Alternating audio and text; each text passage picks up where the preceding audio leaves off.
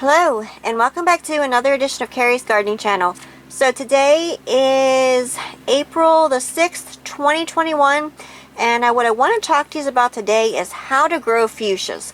So Mother's Day is coming up next month, and a lot of the greenhouses and garden centers are going to be full of beautiful blooming fuchsias. So I wanted to give some tips on how to grow them, how to keep them blooming, and some things like that. So you want to make sure that you set them outside after the danger of frost has passed.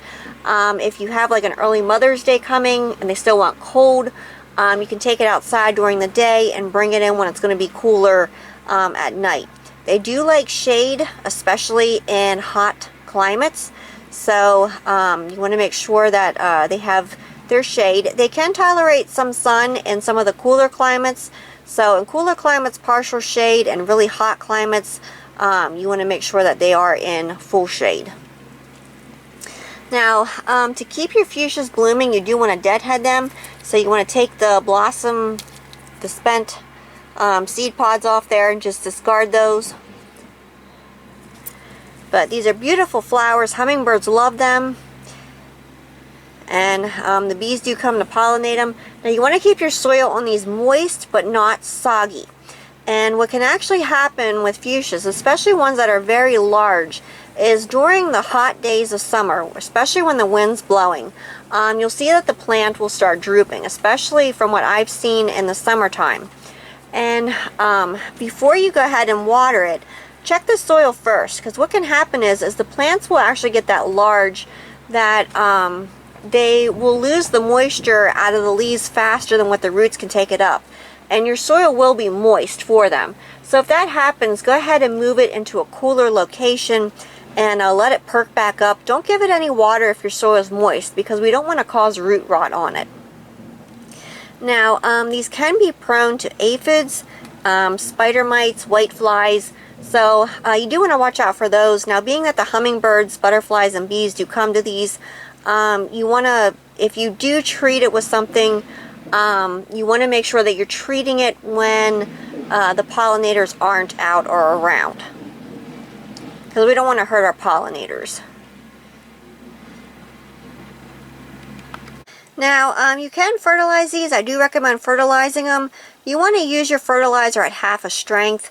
I prefer to use the Miracle-Gro all-purpose plant food. I feed them one time a week with that mixture. You can use a bloom boost on them. I have a link down in the description. 15-30-15 bloom boost will help them bloom more. If you those are the two plant foods that I use on my fuchsia plants. I don't use them all at the same time. If I see that, it's kind of lacking some blooms, I go ahead and start feeding it with the 15-30-15 bloom boost. But honestly, the all-purpose plant food works just fine for them. I've used that for many, many years and never had an issue with it, and they bloom beautifully for me. Now, I do recommend feeding them in the morning, and when you water your plants, you want to make sure that the water runs out the bottom of the container. And what that does is that helps to hydrate the root system on them, and it also helps to flush out any excess of fertilizer salts that can build up in your soil. Now, if you're growing them out in the like out in California and Oregon, they can get what they call gall mites. Now, I'm not too familiar with them because I'm gardening on the East Coast. So I do know, though, that is something that can happen to the fuchsias that are grown out there. So it's not something that I can really say too much about, because I don't really know too much about them. Now, you do want to protect your fuchsia from storms. If they're calling for thunderstorms or something, we usually take our hanging baskets down, because the wind can really hit hard on these, especially like the double blooming ones. When you get the real big blooming flowers. This is a single blooming one here. They have the doubles, semi-double, and then singles, and then they have trailing, semi-trailing, and then they have the upright blooms. the blooming varieties. So there's a few different varieties, forms out there, and there's thousands of varieties of fuchsias to grow.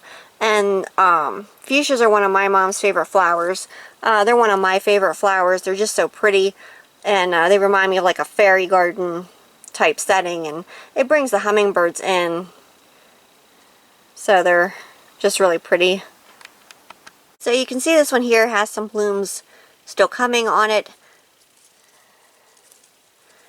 And I hope you enjoyed this quick video of on how to care for fuchsias.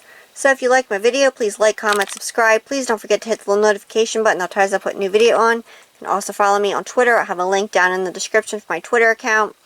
You can also check out other fuchsia videos that I've done on my channel, and I have for transplanting, like if you buy the individual ones and want to transplant them into a hanging basket. I have videos for how I did that. Thank yous for watching, and I hope you have a nice day. Bye!